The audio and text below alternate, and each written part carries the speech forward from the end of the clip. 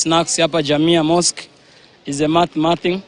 Nauza sambusa shilingi 30 ambao ni halali, na sababu inayofanya niuze hivyo ni kwa sababu ya hali ya kiuchumi na hali pia ya maisha ya watu.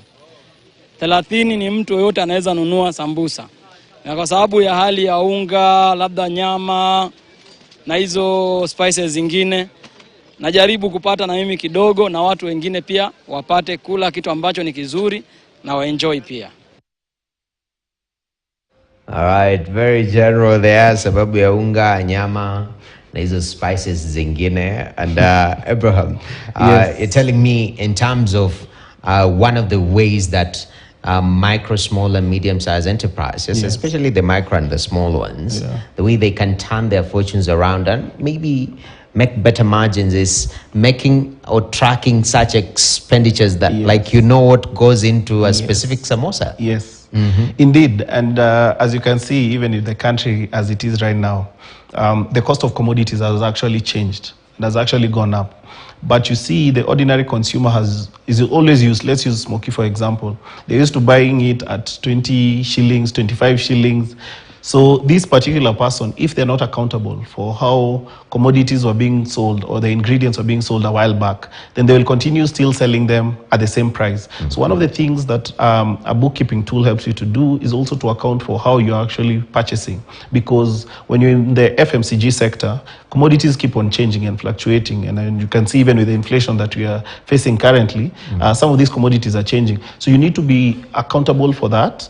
And as much as your costs change, then you also need to adjust your prices, because one of the things you need to have is to understand your margins and what you need to make. So if your cost of input has actually gone up, then you also need to adjust your prices. And as you can see, most of these informal businesses don't track that. And that's why you hear the statistic that 50% of businesses don't get to their 5th birthday or actually go past their 5th year. It's because of these small things, and then they start complaining of high operational costs, very low income, they say they lack capital. All these things are actually attributed to what we talked about earlier on. It's actually lacking the resources to manage their scarce resources optimally. All right.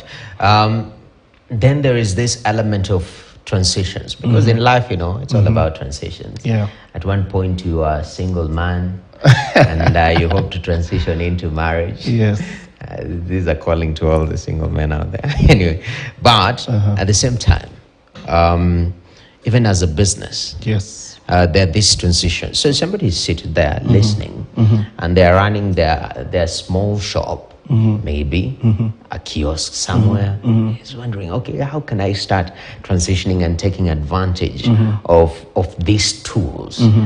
The technology that is there sort of to better my business.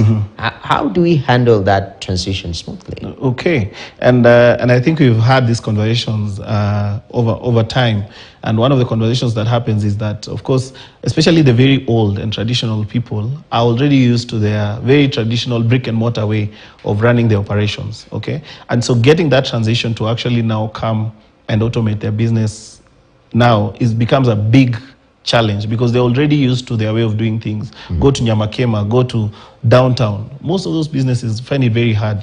But one of the things to understand is one of the things that COVID taught us, for example, when we went through the COVID pandemic, is actually all businesses shut down. Their physical shops actually shut down.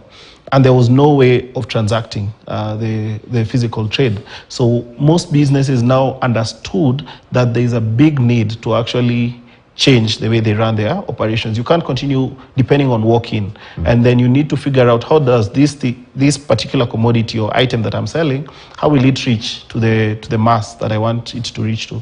And so that is the opportunity that exists.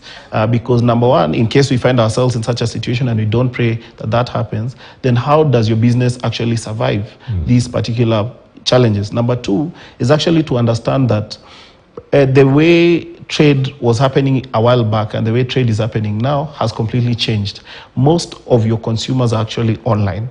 So if you continue with the traditional way of waiting for customers to actually walk into your shop, then you're actually losing out on a bigger market. And many other people are actually making more sales online as opposed to you. So you need to also understand the behaviors of your consumers and actually understand that digitization has to come in and then figure out, where are my customers? How are they consuming my content? How are they consuming and then tailor your strategies around that, and you'll find you'll have to always navigate to the online space. That's number one, especially in marketing. And then in terms of digitization, we are looking at also how the government has introduced things like Teams or KRA. All that is happening online, where now taxation is also happening on digital platforms. So there is a big transition that is already happening, and for the businesses that will survive, the businesses that will grow, they have to actually be part of the digital transformation. Definitely.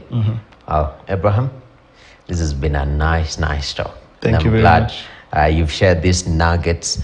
Hopefully, a lot of MSMEs have picked this. We Yes. really appreciate. Yes. Abraham Budia is the founder and CEO of UserPoint, and he says, transition to the digital space or die. Well, with that said, we move on swiftly into matters mobilizing long-term